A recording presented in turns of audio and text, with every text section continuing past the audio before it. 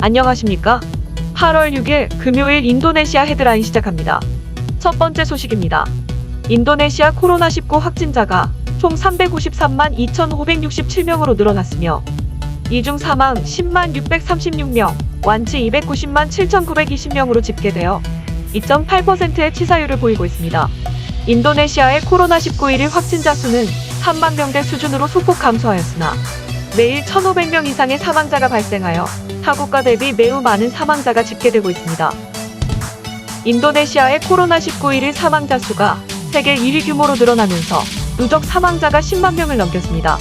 인도네시아 보건부는 지난 4일 1,747명이 사망해 코로나19 관련 누적 사망자가 10만 636명이라고 밝혔습니다. 특히 지난해 3월 팬데믹 시작 이후 14개월 동안 5만 명의 사망자가 발생한 반면 5만 명 이상의 추가 사망자가 지난 9주 만에 발생된 것입니다. 전염병 학자들은 코로나19 사망자에 대한 종합적인 감사가 필요하다면서 사망자가 높은 이유는 검진과 추적 부족으로 환자들이 이미 중퇴 상태로 병원을 방문하기 때문이라고 지적하였습니다. 호주 그리피스 대학교 역학 교수는 세계보건기구의 기준으로 한 명의 확진자가 발생하면 최소 30명의 역학 추적 조사가 이루어져야 하는데 인도네시아는 해당 기준에 한참 못 미친다고 우려하며 인도네시아가 코로나로부터 빠르게 회복하려면 많은 비용이 드는 사회적 제한 정책보다는 전염병 통제 전략의 기본인 검사, 추적, 치료의 본질을 강화해야 한다고 전했습니다. 보건부는 코로나 백신이 8월부터 12월까지 약 3억 3,100만 회분이 도착할 것이라며 백신 재고 부족에 대한 염려를 일축하였습니다. 지난 상반기 수령한 백신이 총 9천만 회분이었으니 하반기에 받을 백신은 상반기의 4배 정도 되는 규모입니다. 이에 예정대로 백신을 받을 경우 일일 백신 접종자 수는 100만 명을 넘을 수 있다고 설명하였습니다. 한편 백신은 코로나 양성률이 높은 지역과 사망자 발생 비율이 높은 지역에 집중해서 지원할 예정이며 현재 대상 지역은 발리, 자카르타, 반둥, 스마랑, 솔로, 족자카르타 그리고 수라바야 지역입니다. 보건부는 델타 변이 바이러스가 인도네시아의 우세종이 됐다고 발표하였습니다. 지난 60일 동안 24개 주에서 수집한 유전자를 분석한 결과 전체 코로나 감염증 중 86%가 델타 변이 바이러스였다고 밝혔습니다. 델타 변이 바이러스는 빠른 전염력이 특징입니다. 영국 공중보건국 연구에 따르면 델타 변이는 영국에서 처음 확인된 알파 변이에 비해 감염 가능성이 한 64% 더 높은 것으로 나타났습니다. 특히 델타 변이 바이러스의 치사율은 연령에 따라서 큰 차이를 보였으며 50세 이상 환자의 치사율이 50세 미만 환자에 비해 매우 크게 높아지는 경향을 보였습니다. 하지만 백신 접종이 많이 진행된 선진국의 경우 치사율이 낮게 나타났기 때문에 백신이 델타 변이의 치사율을 끌어내렸을 공산이 큽니다. 실제 최근 연구에 따르면 화이자, 아스트라제네카 백신 등이 델타 변이 바이러스에도 효과가 있다는 것이 입증되었고 특히 백신을 접종하면 변이 바이러스에 감염됐어도 중증화율을 낮추는 것으로 나타났습니다. 다만 시노백과 시노팜의 경우 변이 바이러스에 대한 효과가 떨어진다는 연구 결과가 이어지고 있습니다. 코로나 바이러스가 급증하는 가운데 나고난 동물원에서 사육 중인 수마트라 호랑이 2마리도 감염되어 화제입니다. 자카르타 주지사는 멸종위기종인 수마트라 호랑이의 코로나 바이러스 유전자 증폭 검사 양성지를 공개하였습니다. 현재 호랑이들은 내일 항생제와 항히스타민제, 소염제 등을 투여받으며 회복하는 중이며 자카르타 주지사는 호랑이나 사자와 같은 동물들이 코로나에 감염되는 것은 희귀한 일이 아니라 여러 나라에서 보고된 사례라고 말하였습니다. 특히 미국 북동부 지역에 사는 흰꼬리 사슴을 조사한 결과 3분의 1에서 코로나 항체가 나와 야생동물이 대규모로 코로나에 감염된 사례로 기록되었습니다.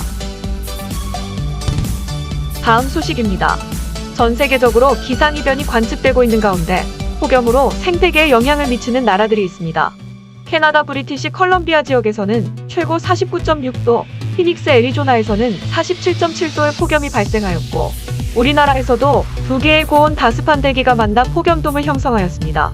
이에 인도네시아 기상청에서는 인도네시아에도 폭염돔이 형성될 수 있는지에 대해 연구하였고 다행히 해당 사항이 없다는 결론을 내렸습니다.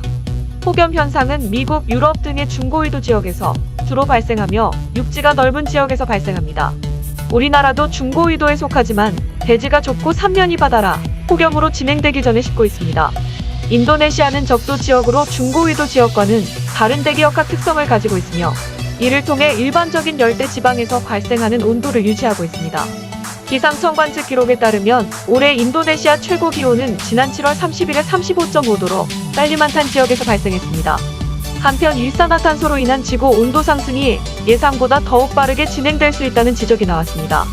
이번 폭염 관측에 따르면 대기 기온이 올라가 구름 속에 있던 얼음 알맹이까지 녹였고, 이에 그동안 반사시키던 태양열까지 들어와 더 더워지는 현상을 보였습니다. 다음 소식입니다. 인도네시아 재무부 장관은 2024년까지 인도네시아의 금융 이용률을 90%까지 높이는 것을 목표로 한다고 발표하였습니다. 금융감독원은 2019년 국가 금융 이용 지수가 76.19%였고, 은행 통장을 한 번도 개설하지 않은 금융 문맹률은 38.03%로 집계되었다고 보고하였습니다. 도서상간 지역, 특히 젊은 세대의 금융 이용과 이해력을 향상시키는 것이 재무부의 목표입니다. 이를 위해 금융감독원과 예금보험공사가 프로젝트 개발에 협력하고 있습니다. 재무부 장관은 인도네시아 국민들이 금융에 대해 더 잘 알고 이해하게 된다면 자산을 결정하고 유지하는 데 더욱 도움이 될 것이고, 간혹 위험한 금융에 잘못 투자하여 큰 손해를 보는 일도 적어질 것이라고 이번 프로젝트의 의의를 밝혔습니다. 또한 이번 프로젝트의 핵심은 개인의 소득 증진보다는 공평한 분배, 빈곤 감소, 그리고 금융부문 안정화를 통한 경제성장 촉진이라고 전했습니다. 다음 소식입니다. 국영석유공사 뻐르따미나는 최근 국영비료회사와 수소개발 및 운반 보관을 위한 공동연구에 합의를 하였습니다. 이번 연구 합의는 인도네시아 정부의 탄소 중립 정책의 일환으로 진행되었습니다. 차세대 에너지원인 수소는 부피가 크고 폭발성이 강하며 액화하기 위해선 급저온 냉각이 필요하여 운송과 생산에 어려움이 있습니다. 하지만 수소를 액상 암모니아에서 추출할 경우 많은 부분이 보완되는 장점이 있습니다.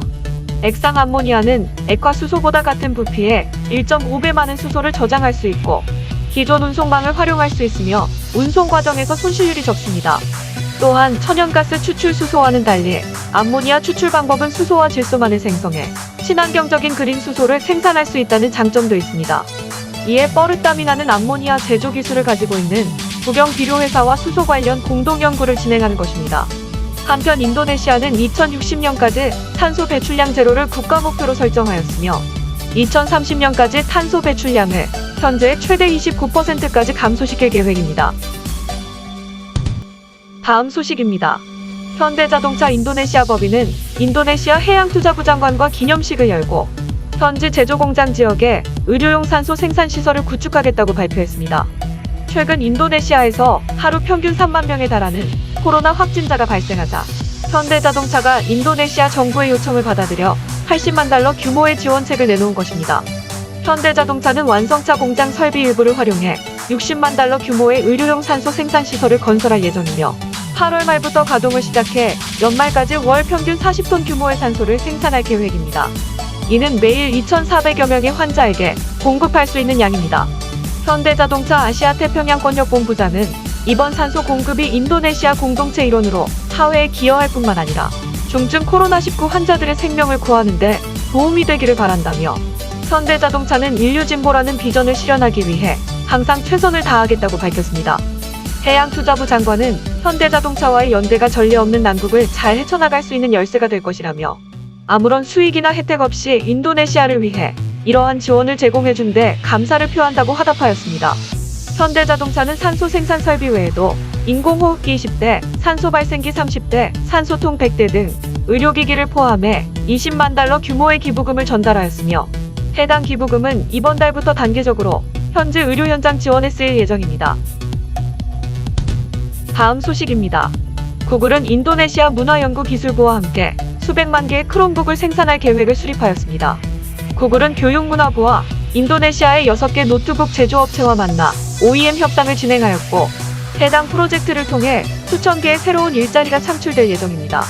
크롬북은 구글 OS를 기반으로 교육용 컨텐츠를 제공하는 보급형 노트북이며, 인도네시아 제조업체가 인도네시아 전용 교육 노트북을 제작하는 것은 이번이 처음입니다. 교육문화부 국장은 크롬북 개발이 온라인 학습을 지원하기 위한 것이라며, 전염병 시대가 지속되면서 교육 컨텐츠도 새롭게 변화돼야 할 필요성이 있다며 개발 취지를 밝혔습니다. 크롬북을 제조할 6개 업체들은 기술학교와도 협력이 되어 있어 제조와 동시에 사용 가능한 교육용 앱들도 개발될 예정입니다. 교육문화부 국장은 해당 프로젝트를 통해 인도네시아 교육계의 학습 기반이 세워지고 새로운 산업과 직업 세계 사이에 연결점이 이루어지길 바란다고 말하였습니다. 다음 소식입니다. 최근 인도네시아 온라인상에서 반한 감정이 커지는 분위기입니다. 반한 감정은 지난 6월에 방영된 SBS 드라마 라켓소년단에서 인도네시아가 경기에서 이기기 위해 무리한 행동을 한 것처럼 묘사하여 시작되었습니다. 이어 올림픽 개막식 때 MBC 자막의 잘못된 국가 위치와 코로나 관련 발언으로 점점 커졌으며 최근 한국 사격 선수 진종호의 부적절한 발언으로 다시 불을 지폈습니다. 진종호 선수는 공기권총 금메달리스트인 이란 선수가 이란 혁명 수비대 조직원이었다는 뉴스를 기반으로 테러리스트가 일의하는 말도 안 되는 일도 일어나지 않았냐고 취재진에게 말한 바 있습니다. 이에 인도네시아 SNS상에는 한국은 인종차별주의자라는 해시태그가 등장하였고 해당 해시태그는 인도네시아뿐 아니라 여러 국가에서도 1위를 차지하고 있습니다.